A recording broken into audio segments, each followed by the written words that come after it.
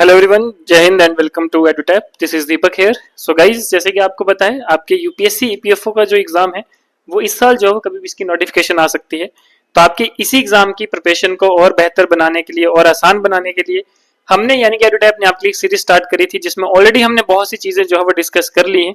उसी का ही next part आज हम यहाँ पे डिस्कस करेंगे और इंडियन इकोनॉमी के इन्फ्लेशन टॉपिक से रिलेटेड कुछ इंपॉर्टेंट चीजें जो है वो आज हम डिस्कस करने वाले हैं, जो कि आपके एग्जाम के लिए बहुत ही ज्यादा जरूरी है।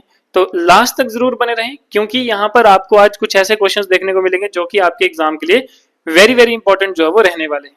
तो चलिए चलते हैं हम आज की इस सीरीज पे। और जो बच्चे चाहते हैं जिनका एक भी सेशन मिस ना हो, तो वो आप हमारे चैनल को सब्सक्राइब कर सकते हैं, हमारे टेलीग्राम चैनल को ज्वाइन कर सकते हैं, सो दैट कि आपको हर एक सेशन की पीडीएफ भी जो है वो प्रोवाइड हो जाए। तो गाइज, अब चलते हैं हम अपने आज के फर्स्ट क्वेश्चन की तरफ। तो आज का हमारा पहला क्वेश्चन है कि the type of inflation that occurs when aggregate demand in an economy outpaces aggregate supply is called. कि मतलब कि उस इन्फ्लेशन की टाइप का नाम बताओ कि जब डिमांड जो होती है इकोनॉमी में that outpace the aggregate supply, ठीक है, जो सप्लाई को भी एग्रीगेट मतलब उसको आउटपेस कर देती है, तो वो कौन सी टाइप की जो है इन्फ्लेशन आपकी रहती है। फर्स्ट है कॉस्ट पुश इन्फ्लेशन, सेकंड है डिमांड पुल इन्फ्लेशन, थर्ड है स्टैगफ्लेशन और डी है कोर इन्फ्लेशन। तो ये चार ऑप्शन आपके पास गिवन है। सही ऑप्शन की बात करें तो वो है डिमांड पुल इन्फ्लेशन, क्योंकि यहाँ पे क्या है, डिमांड ज्यादा बढ़ रही है, ठीक है, डिमांड जो आउटपेस कर रही है सप्लाई को, तो that is demand pull inflation. ठीक है, कि जब टोटल डिमांड जो होती है गुड्स एंड सर्विसेज की वो एक्सीड कर देती है सप्लाई से, यानी कि सप्लाई कम हो रही है, डिमांड ज्यादा हो रही है। जैसे आपने इन जनरल भी देखा होगा कई बार टमाटर के रेट जो है वो इंडिया में बढ़ जाते हैं। क्यों बढ़ते हैं? क्योंकि सीजन ऐसा चलता है कि टमाटर की प्रोडक्शन इतनी नहीं हो पाती है, लेकिन सप्लाई कम होगी, लेकिन लोगों ने तो टमाटर खाने हैं ना, वो डिमांड तो बढ़ रही है ना। तो डिमांड ज्यादा हो जाती है और सप्लाई कम होती है, दैट्स वाई वो जो इन्फ्लेशन होती है उसको बोलते हैं डिमांड पुल इन्फ्लेशन। ठीक है, this leads to higher prices as business increase prices to match demand. ठीक है, जिसकी वजह से प्राइसेस को बढ़ाया जाता है and which causes the inflation. बात करते हैं क्वेश्चन नंबर सेकंड की। क्वेश्चन सेकंड है an excessive increase in money supply without a corresponding increase in goods and services leads to which type of inflation. की मतलब कि मनी सप्लाई का तो इंक्रीमेंट हो रहा है without a corresponding increase in goods and services, की मतलब वहां पे गुड्स एंड सर्विसेज जो है वो मतलब इतनी इंक्रीज नहीं हो पा रही है, तो उस टाइप का इन्फ्लेशन को क्या बोल रहे हैं, कि मतलब कि वहां पर आपकी सप्लाई भी प्रॉपर नहीं हो रही है, ठीक है, गुड्स एंड सर्विसेज भी जो है वो प्रॉपर नहीं हो रही है, लेकिन प्राइस भी जो है वो बढ़ चुका है। ठीक है, मनी सप्लाई भी जो है वो बढ़ चुकी है। कौन सी टाइप की इन्फ्लेशन जो है वो ये कही जाएगी? ऑप्शन ए की बात करें तो कॉस्ट पुश इन्फ्लेशन, बी है डिमांड पुल इन्फ्लेशन, सी है हाइपर इन्फ्लेशन और डी है स्ट्रक्चरल इन्फ्लेशन। तो ये चार ऑप्शन गिवन है। सही ऑप्शन की बात करें तो वो है बी, यानी कि डिमांड पुल इन्फ्लेशन। यहाँ पे भी अगर हम बात करें तो ये भी देखिए क्या होता है कि व्हेन मनी सप्लाई ग्रोज, ठीक है, तो कंज्यूमर के पास ज्यादा परचेजिंग पावर है, जिसकी वजह से उनकी डिमांड बढ़ेगी, लेकिन वहां पे सप्लाई कम है ना, सप्लाई जो है वो मैच नहीं कर पा रही है, that is also known as demand pull inflation. बात करते हैं क्वेश्चन नंबर थर्ड की। क्वेश्चन थर्ड है which of the following is not considered a primary cause of inflation. कि इनमें से कौन सा जो है वो ऐसा ऑप्शन है जो कि प्राइमरी कॉज ऑफ इन्फ्लेशन में कंसीडर नहीं किया जाता। ठीक है, तो ऑप्शन ए की बात करें तो increase in production cost, B है एक्सेसिव गवर्नमेंट स्पेंडिंग, सी है हाई अनएम्प्लॉयमेंट और डी है एक्सेसिव मनी सप्लाई ग्रोथ। तो ये चार ऑप्शन आपके पास गिवन है। सही ऑप्शन की अगर हम बात करें कि कौन सा जो है वो आपका प्राइमरी कॉज ऑफ इन्फ्लेशन का टाइप नहीं है, तो वो है आपका ऑप्शन सी, यानी कि हाई अनएम्प्लॉयमेंट। कि हाई अनएम्प्लॉयमेंट जो है वो क्या है, it typically leads to lower demand in the economy, ठीक है, जो कि इन्फ्लेशनरी प्रेशर को कम करता है। And inflation is primarily driven by increased cost of production, excessive money supply and high government spending. तो ये जो है वो आपके मेनली कॉज है, ठीक है, प्राइमरी कॉज है, लेकिन हाई अनएम्प्लॉयमेंट जो है वो आपका प्राइमरी कॉज नहीं है। बात करते हैं consider the following statement regarding inflation. Inflation से रिगार्डिंग आपने बतानी है कौन कौन सी स्टेटमेंट आपकी करेक्ट है। फर्स्ट है cost push inflation occurs when the cost of raw materials and wages increases. Second है hyper inflation is a situation where prices rise slowly over time. Third है structural inflation occurs due to inefficiencies in the supply chain and production bottlenecks. तीन statement जो है वो आपके पास given है। सही option की बात करें, सही ऑप्शन आपका ऑप्शन है, यानी कि first and third statement. First statement आपकी करेक्ट है कि यस, कॉस्ट पुश इन्फ्लेशन कब होती है, जब आपकी प्रोडक्शन कॉस्ट जो है वो बढ़ जाती है, जिसकी वजह से आपका क्या होता है, जो प्राइस है वो बढ़ा दिया जाता है। सेकंड आपकी इनकरेक्ट है क्योंकि जो हाइपर इन्फ्लेशन है that refers to an extremely rapid and out of control price increase, ना कि स्लो इन्फ्लेशन। थर्ड आपकी करेक्ट है कि स्ट्रक्चरल इन्फ्लेशन क्या है, that is caused by supply side constraints, जैसे कि आपकी inefficiencies in production and transportation.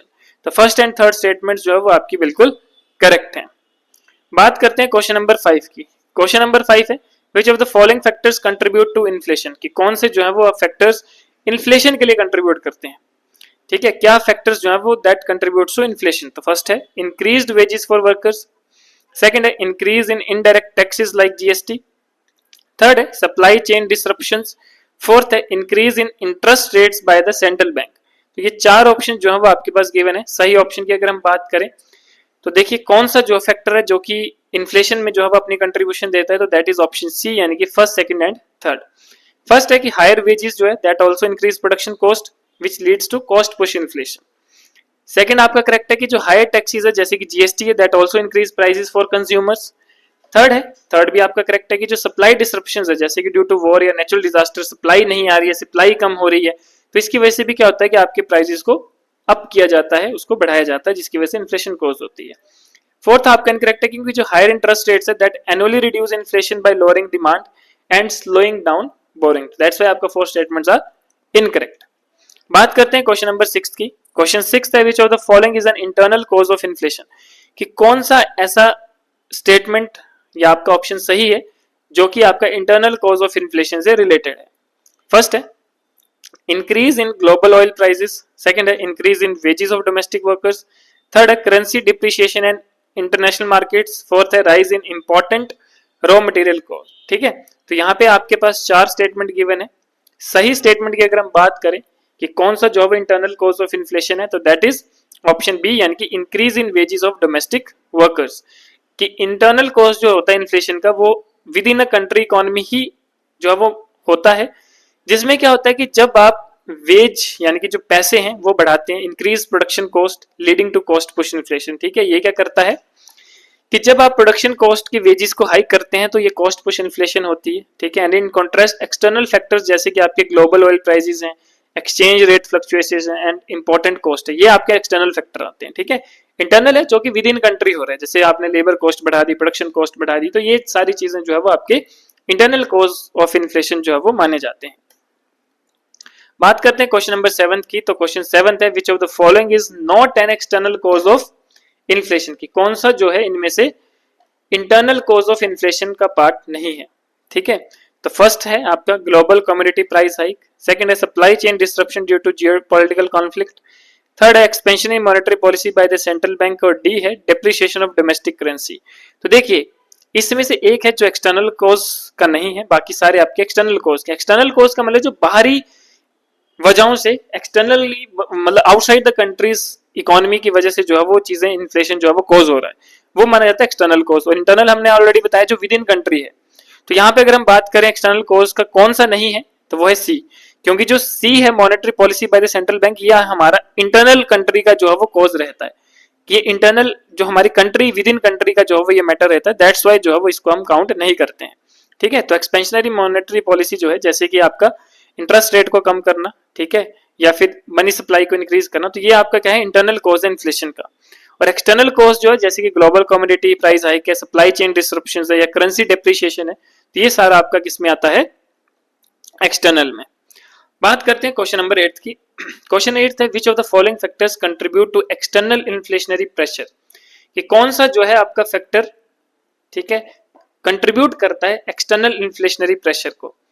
तो फर्स्ट है rise in global food and fuel prices, second है excessive domestic money supply, third है depreciation of the domestic currency, और fourth है supply chain disruption due to trade restrictions.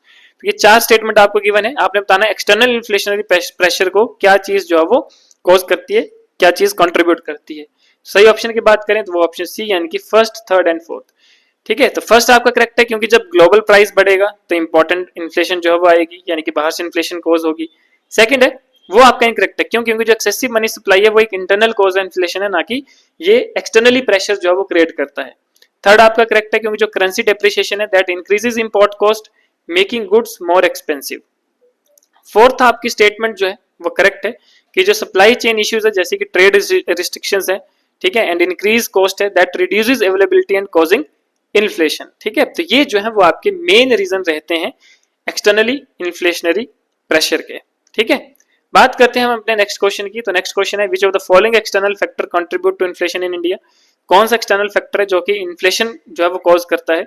First है increase in global commodity prices, second है fall in domestic agriculture production, third है depreciation of the Indian rupee, और fourth है trade sanction imposed by other countries. तो अगर हम external factor की बात करें जो इन्फ्लेशन में कॉज करता है, दैट इज ऑप्शन ए, यानी कि फर्स्ट, थर्ड एंड फोर्थ। क्योंकि जो सेकंड है आपका, वो आपका डोमेस्टिक एग्रीकल्चर प्रोडक्शन है, जो कि आपका इंटरनल फैक्टर में जो है वो आता है, ना कि एक्सटर्नल फैक्टर में आता है। ठीक है, तो ये चीज जो है वो आपने ध्यान रखनी है और बहुत ही इंपॉर्टेंट जो है वो रहती है। चलिए, तो आगे चलते हैं। तो आज के हमारे यही इंपॉर्टेंट क्वेश्चंस थे जो कि एक पर्टिकुलर टॉपिक से हमने डिस्कस किए। नेक्स्ट सेशन में हम इसके आगे का टॉपिक लेकर आएंगे जिसमें हम और चीजें जो है इन डेप्थ पढ़ने की कोशिश करेंगे। तो आज के लिए इतना ही, मिलते हैं नेक्स्ट सेशन में, तब तक के लिए धन्यवाद, जय हिंद।